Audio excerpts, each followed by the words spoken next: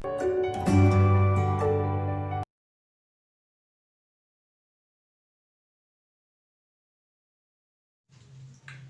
students, good morning.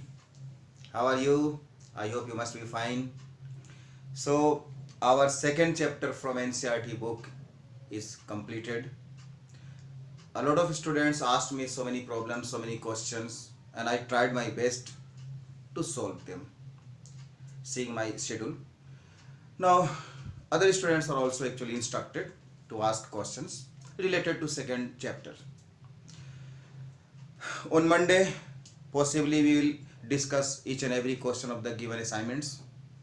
Now let us start third chapter, that is motion in straight line motion, or it is in standard language it is known as rectilinear kinematics. So dear students, motion, rest, these are the things that you must be aware of. So we will discuss the foundation, we will discuss the very basic concepts here. First and foremost, actually, as I told you in the beginning of the chapter, that our entire syllabus is based on mechanics.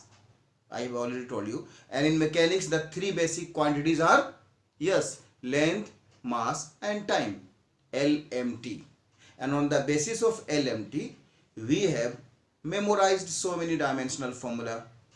So we are starting with mechanics. Well, what is mechanics actually?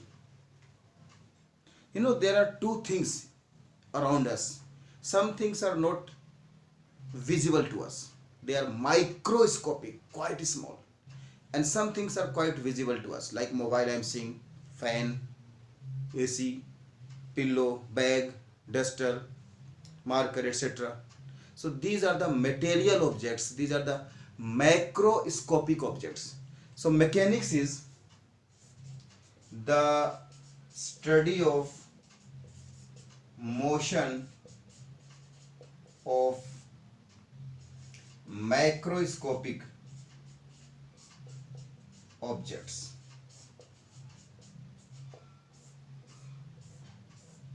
It must be clear to you that some particles are there, like electron, or even smaller than electron, like quarks, mesons, leptons. So the motion of such particles is actually not a part of mechanics. In mechanics, we will deal with the motion of the macroscopic objects, the objects that we can see or that we see around us. So this is mechanics. Now mechanics is further classified into two parts. So mechanics is related to motion, you can say. Simply speaking, you can say the motion, study of motion is called mechanics. Now mechanics is classified into two parts. First is classical mechanics,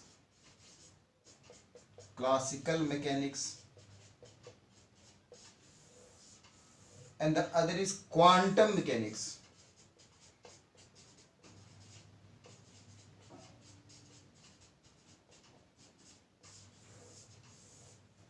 We have to study this classical mechanics.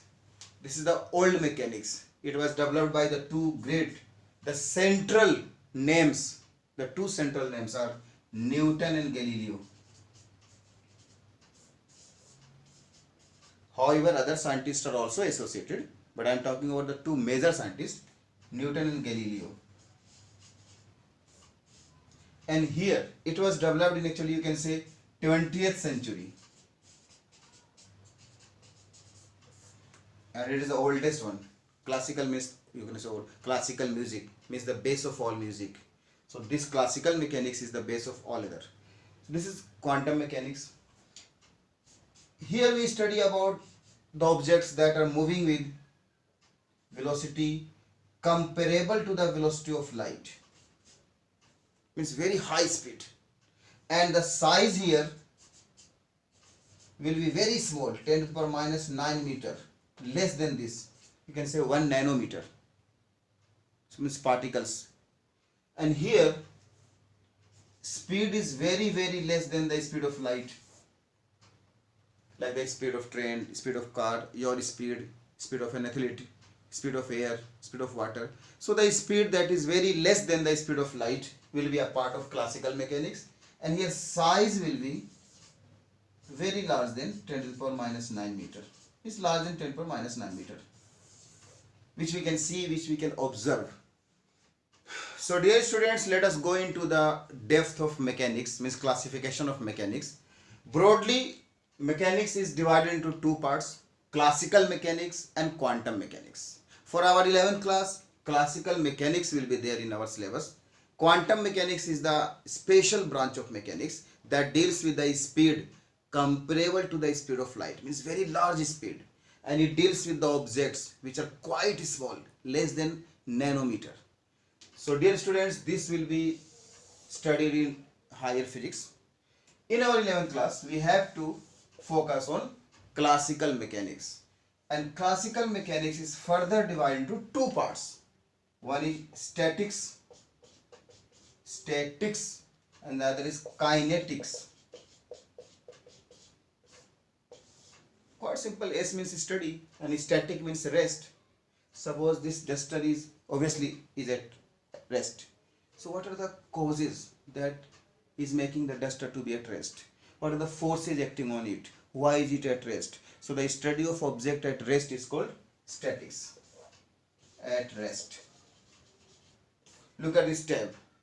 The tab has been made to remain fixed, to remain rest. So what are the causes behind it? What are the forces acting on it? The study of anything at rest will be known as statics. And when object is moving, suppose this, I release this marker and it falls down. So when an object is moving, that will be studied in kinetics, because kinema word, kine, comes from motion. Kinetics is further divided into two parts. One is kinematics. Dear students, it's my request that do not get confused between kinetics and kinematics. Kinematics means study of all aspects of motion without studying the cause of motion.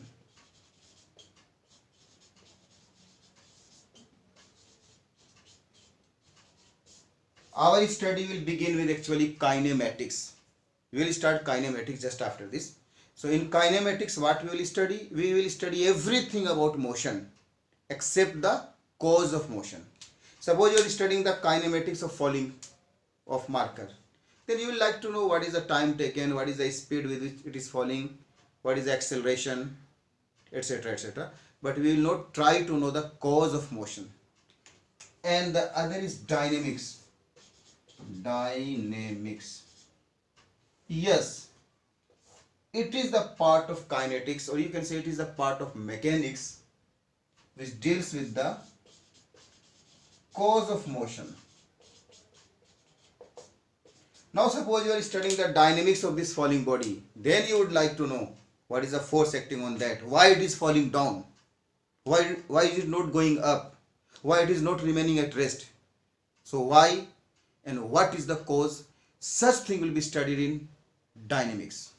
You can say dynamics is a bit tougher than kinematics, you can say, no problem. And what are the main causes of motion? What are the two quantities that make a motion start, that make a body move? I think the two terms must be known to you. However, we will discuss about them in full detail in the coming chapters. But the names must be known to each and everybody. The two names are force, you must be aware of, and the other is torque. We will study about torque in full detail. But just to begin with, I will like to tell you that torque is something that makes a body to rotate. Suppose I am applying a torque on this cap. That's why it is rotating. So this is all about the flow chart of the classification of mechanics.